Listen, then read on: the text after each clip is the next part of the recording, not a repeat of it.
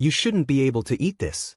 Imagine you are standing in a windswept clearing in the Black Desert of northeastern Jordan, roughly 14,000 years ago. The ground is a jagged mosaic of volcanic basalt and parched soil. Around your feet grows a patch of wild einkorn wheat. To any sensible creature, this plant is a failure of a food source. It consists of a brittle, hairy stalk topped with a few dozen seeds that are essentially tiny, jagged pebbles wrapped in a silica-rich armor that would shatter a human molar. If you swallowed these seeds raw, your body would extract almost zero nutritional value before passing them through your system entirely intact. Evolution designed these seeds specifically to survive your digestive tract, not to fuel it. There is no logical reason for you to spend your afternoon harvesting this grass. Yet, you are already reaching for a flint-bladed sickle. You are about to engage in a grueling, multi-hour process of crushing, winnowing, and scorching that defies every law of energy conservation known to the hunter-gatherer world.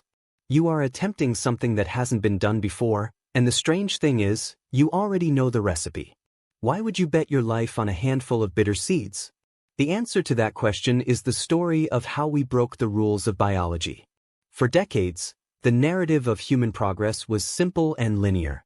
We assumed that humans first became farmers, settling down to plant neat rows of crops, and only then, with a surplus of grain, did they stumble upon the idea of grinding it into flour and baking it. It was a logical, comfortable story. It was also completely wrong. In 2018, a team led by archaeobotanist Amaya Aranzo-Tigi from the University of Copenhagen changed everything we thought we knew about the dawn of civilization. They were excavating a site called Shabeka 1, a settlement used by the Natufian people long before the first farm ever existed. Deep within two stone-lined fireplaces, they found 24 charred, microscopic fragments of food. When they placed these crumbs under a scanning electron microscope, they didn't find charred meat or simple porridge. They found bread. It was a flatbread, carefully prepared from wild einkorn, barley, and the ground tubers of club rush. This bread was baked 14,400 years ago. That is, 4 millennia before the first evidence of domesticated agriculture. The humans who made this weren't farmers. They were nomadic hunters who were still chasing gazelles across the Levant. They were making a food that required a complex, multi-stage technology while living in a world of spears and animal skins. How did they know that a process this difficult would actually pay off? To understand why bread came first, we have to look at the chemical prison where grain keeps its calories. Every grain of wheat or barley is a vault.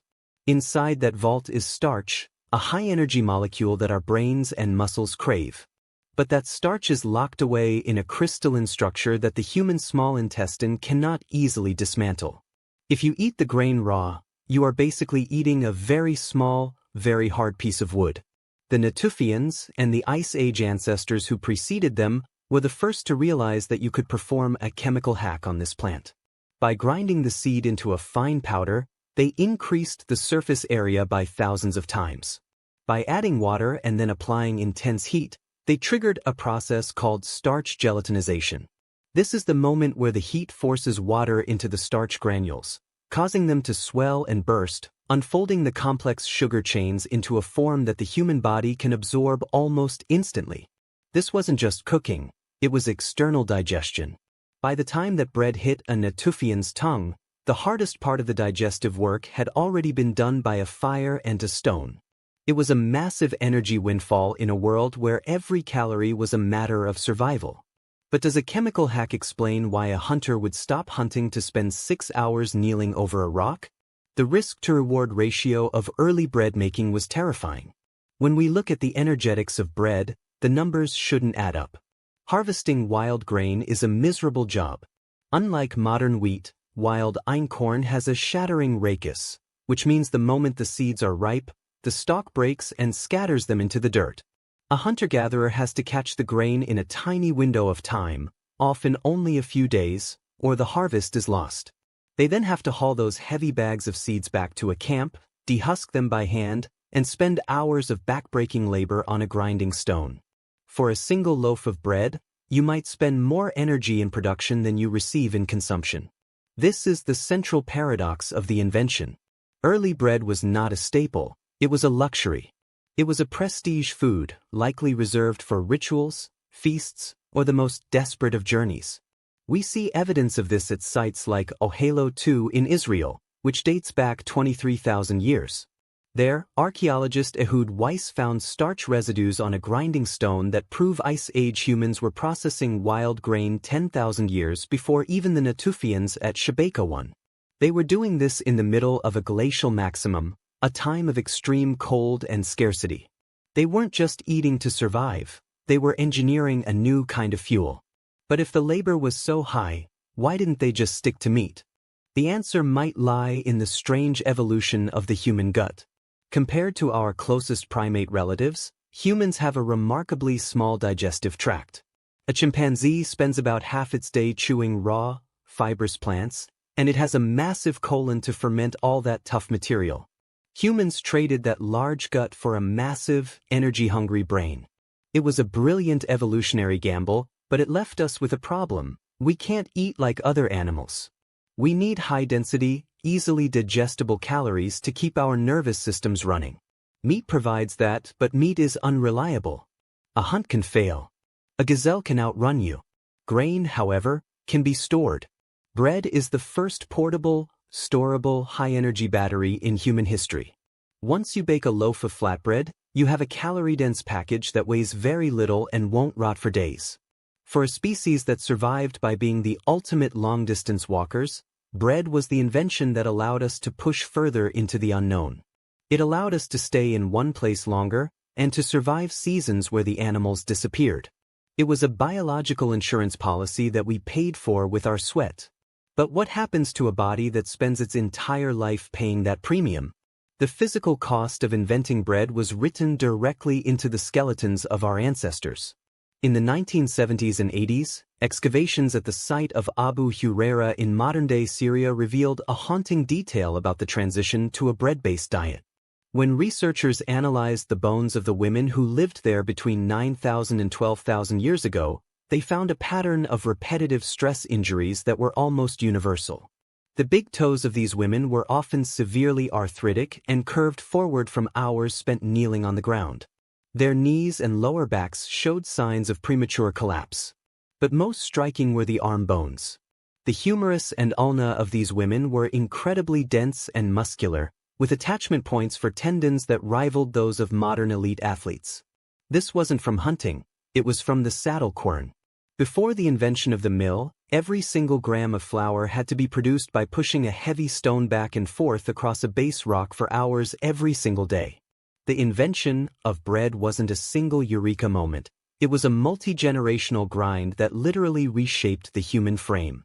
We didn't just invent bread, bread carved itself into our biology. Is it possible that the food was actually the one in control? This brings us to a radical theory that has gained traction in the last decade. Bread didn't follow the rise of civilization, bread was the engine that forced it into existence. For a long time, we believed that people settled down to farm because it was easier. We now know that farming was actually much harder and more miserable than hunting and gathering. Early farmers were shorter, sicklier, and worked longer hours than their nomadic ancestors. So why do it? The site of Göbekli Tepe in southeastern Turkey provides a chilling clue. This massive ritual complex, built around 11,000 years ago, features enormous stone pillars carved with images of predators and strange symbols. There is no evidence of permanent housing there, but there is evidence of massive feasts.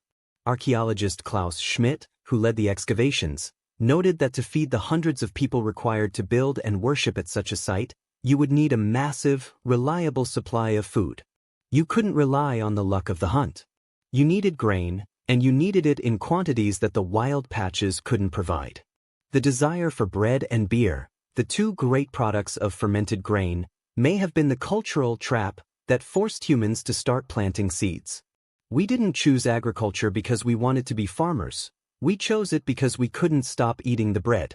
If the bread was a ritual necessity, how did it become a political weapon? Once we committed to the grain, there was no going back.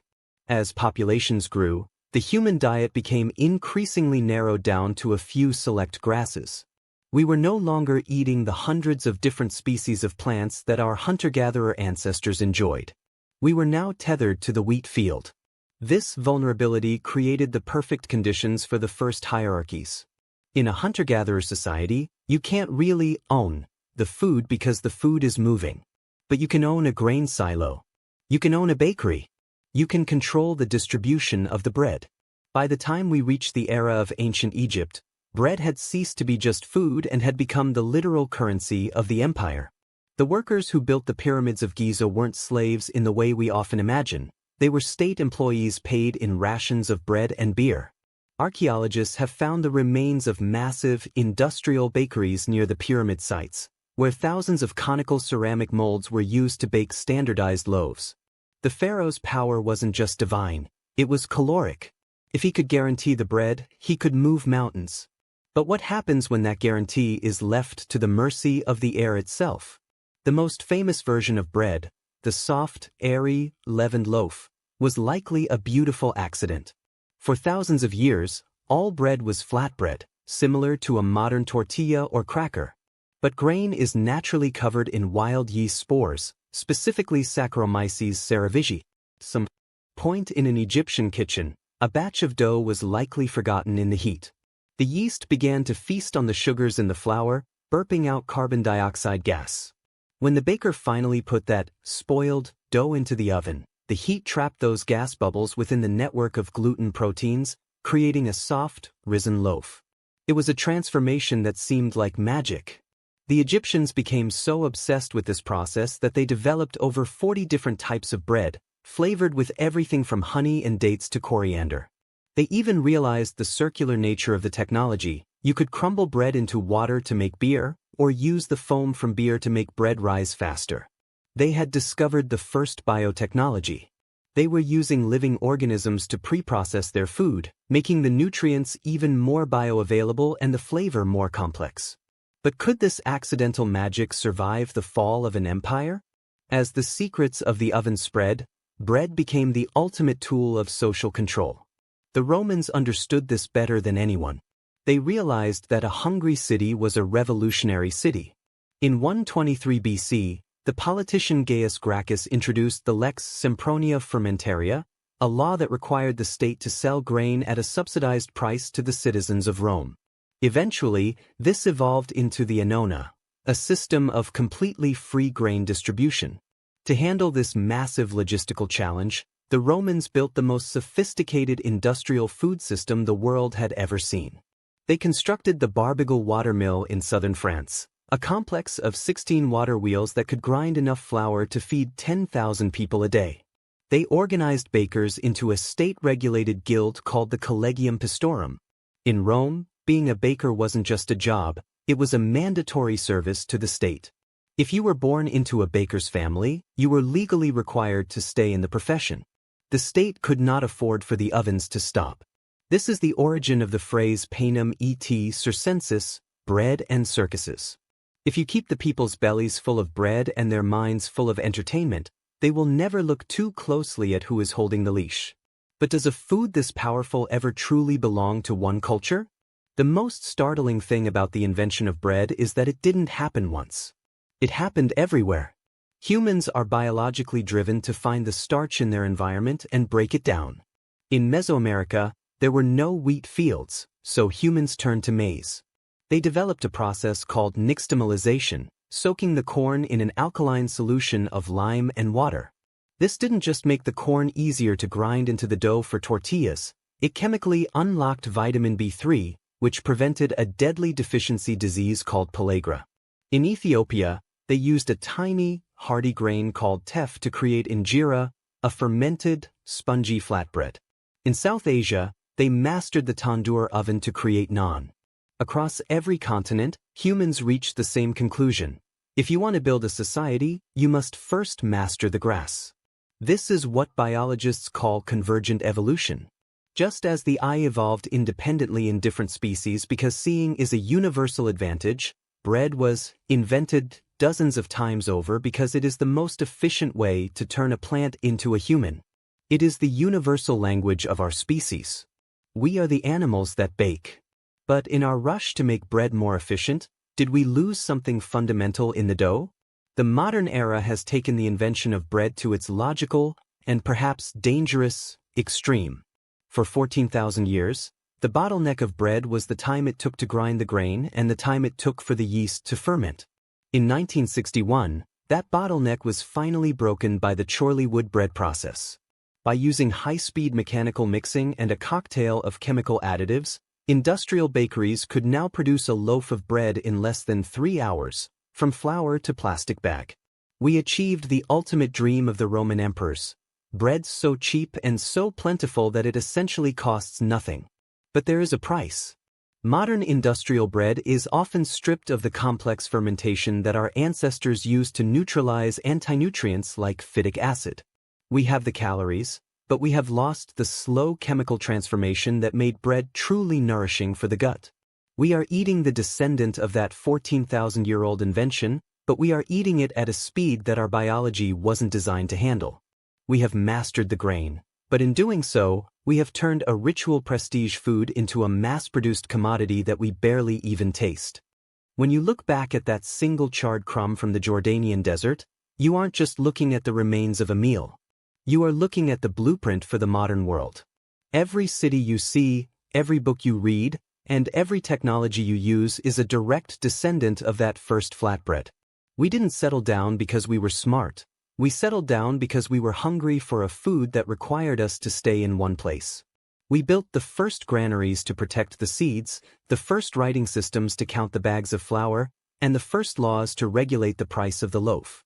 We are a civilization built on a foundation of ground grass and ash. It is a fragile foundation, one that requires constant labor and perfect weather. We often think of ourselves as the masters of the planet, the ones who tame the wild to suit our needs. But when you look at the skeletal remains of the women of Abu Huraira, or the legal chains of the Roman bakers, a different picture emerges. We didn't domesticate the wheat. The wheat domesticated us. It found a species willing to break its own back, reshape its own landscape, and sacrifice its own freedom just to ensure that a few specific types of grass could cover the earth. So, how did humans invent bread? They didn't. They discovered a loophole in the laws of nature, a way to turn an inedible seed into the fuel for an empire. It was a discovery made in the freezing cold of the Ice Age, in the ritual fires of the first temples, and in the accidental fermentation of an Egyptian kitchen. It was a process of trial and error that spanned 30,000 years and cost untold millions of hours of human labor. We are the only creatures on this planet that have learned how to eat the windswept grasses of the plains, and that single skill is what allowed us to conquer every corner of the globe. But as you stand in your kitchen tomorrow morning, waiting for the toaster to pop, ask yourself one thing. Are you the one eating the bread, or are you just the latest servant in a 14,000-year-old system designed to keep the grain alive? We like to believe that we are the architects of our own history, that we chose this path of cities and industry because it was better. But the record in the stones and the bones tells a different story. It tells of a hunter who found a bitter seed and decided, against all logic, to try and unlock its secrets. That decision set off a chain reaction that cannot be stopped. It led to the pyramids, to the Roman legions, to the French Revolution, and to the sandwich sitting on your desk right now. We have spent our entire existence as a civilized species serving the needs of a plant that cannot even grow without our help. We have paved over the earth and diverted the rivers just to make sure the wheat stays gold. We think we are the masters of the harvest. But if the grain disappeared tomorrow, we would follow it into the dark within weeks.